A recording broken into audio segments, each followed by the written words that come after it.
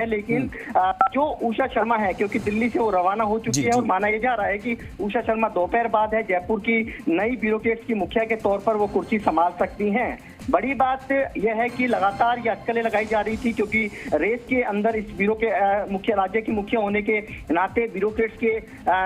मुखिया होने के नाते कई नाम इसमें चल रहे थे, लेकिन सब नामों पर यहाँ पर असमति मुख्यमंत्री ने एक महिला पर मोहर लगाई है। उषा शर्मा डिसेंट ऑफिसर मानी जाती है, हालांकि वो स्वतंत्र एक अधिकारी भी मानी जाती हैं। पर्यटन विभाग में उनका अनुभव है, 2 जिलों की वो कलेक्टर रह चुकी हैं, साथ में उनका अनुभव है केंद्र में भी रह चुका है, तो उनका केंद्र और राज्य का जो अनुभव है वो अब राज्य की ब्यूरोक्रेट्स की जो मुखिया के तौर पर हैं वो अब यहाँ पर बखूबी निभाएंगी। और माना जा रहा है कि दोपहर बाद वो आज इस कुर्सी पर है वो काबिज हो जाएंगी। सीपी जोशी हैं जो विधानसभा अध्यक्ष हैं, उनकी वो रिश्तेदार हैं, बीएन शर्मा है उनकी पत्नी है, और साथ में उषा शर्मा का जो अनुभव है वो लंबा है, यानी कि 1985 बैच की आईएएस अफसर के तौर पर उनको जाना जाता है, वो उनकी बैच की वो आईएएस अफसर हैं। और दीपक, ब्यूरोक्रेसी का संचालन, नौकरशाही का अगर संचालन की बात करें तो बहुत डिफिकल्ट होता है, बहुत कठिन होता है, उसे कैसे सुचारू रूप से चलाया जाएगा ये भी एक चुनौती रहेगी कहीं ना कहीं सीएस के लिए।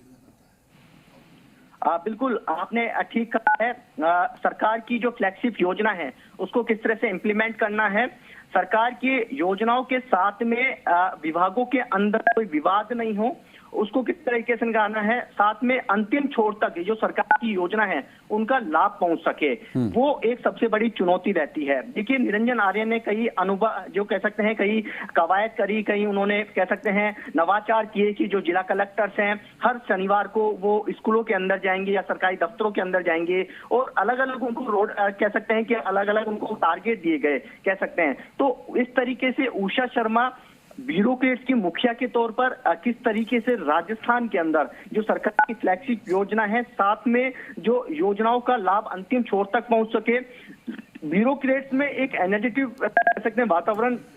रहे, वो नए नवाचार कर सकें, क्योंकि राजस्थान में अभी करीब 23 जिले ऐसे हैं जिसमें युवा जो ब्यूरोक्रेट्स हैं उन्होंने कमान संभाल रखी है। जिलों के अंदर किस तरह से नवाचार होना चाहिए, देखिए जब, क्योंकि जून 2023 का वो समय रहेगा जब उषा शर्मा का रिटायरमेंट रहेगा, लेकिन 6 महीने, अगले 6 महीने बाद, उनके रिटायरमेंट के 6 महीने बाद विधानसभा चुनाव की सुगबुगाहट है वो शुरू हो जाएगी। ऐसे में क्या जून 2023 के बाद जब इनका रिटायरमेंट होता है तो क्या इनको एक्सटेंशन मिलता है या फिर कोई नया मुखिया होगा, ये आगे की बात है। लेकिन इतना जरूर है कि इनका करीब 1.5 साल का जो कार्यकाल है वो सीएस के तौर पर रहेगा।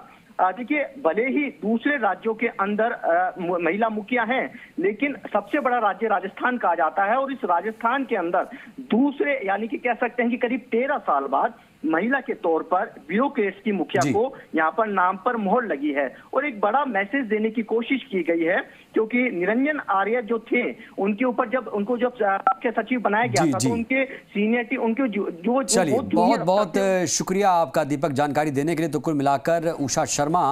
सीएस बनी हैं और निरंजन आर्य मुख्यमंत्री के सलाहकार होंगे। जब दोनों साथ में मिलकर काम करेंगे तो जाहिर सी बात है जो योजनाएं हैं राज्य सरकार की उसे धरातल पर उतारने में बहुत बड़ी मदद मिलेगी।